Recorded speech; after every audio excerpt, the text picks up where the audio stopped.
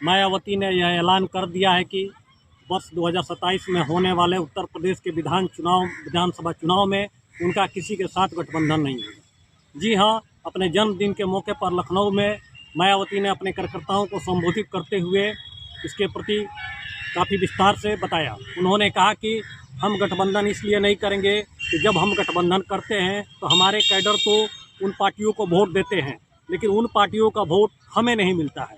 ख़ास तौर से उनका निशाना अगड़ों की तरफ था। उनका कहना था कि अगड़ों जातियों का वोट उन्हें नहीं मिलता है। मायावती यहीं नहीं रुकती हैं, वो कहती हैं कि ब्राह्मण विधायकों को लिट्टी चोखा नहीं बल्कि उन्हें सम्मान चाहिए। उनका निशाना इस तरफ था कि यूपी में कुछ दिन पहले ब्राह्मण विधायकों ने गुटबंदी करते हुए लिट्टी चोखा का आयोजन किया था और उसकी काफ़ी सियासी हलचल हुई थी। उस समय अखिलेश यादव ने भी कहा था कि ब्राह्मण विधायक अभी तो बैठ के लिट्टी चोखा खा रहे हैं, अगर वो खड़े हो गए तो सरकार की मुश्किल बढ़ जाएगी। दोस्तों, उत्तर प्रदेश में ऐसा कहा जा रहा है कि कुछ ब्राह्मण विधायक और कुछ राजपूत विधायक सरकार से बहुत ज़्यादा खुश नहीं है और शायद इसीलिए गोलबंद करके उनके जरिए समय समय पर इस तरह के आयोजन किए जा रहे हैं।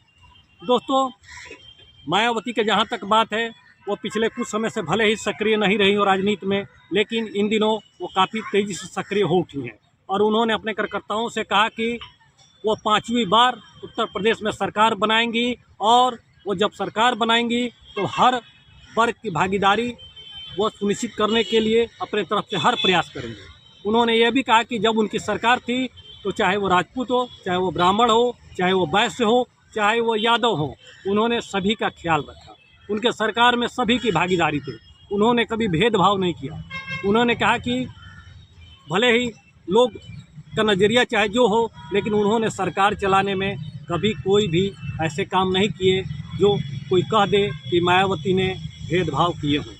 वह ये भी कहती हैं कि आज क्या हो रहा है, उनके चलाए जितने भी योजनाएं हैं उसका सिर्फ नाम बदला जा रहा है और उसे चलाया जा रहा है। दोस्तों, 2027 में उत्तर प्रदेश का समर बड़ा भयावह होने वाला है। उसमें हर दाव पेच, हर राजनीतिक हथकंडे अपनाए जाएंगे, लेकिन सियासत का जोर अभी से ही शुरू हो गया है।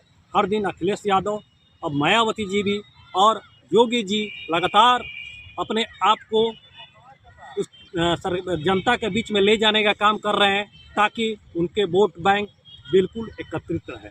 अब देखना है कि इस चुनावी रण में कौन किस पर भारी पड़ता है। हालांकि अभी वक्त है, लेकिन सियासी समीकरण अभी से ही शुरू हो गए हैं। दोस्तों, इसी तरह पूरबिया टुडे को आप देखते रहिए, लाइक कीजिए, सब्सक्राइब कीजिए। नमस्कार, धन्यवाद।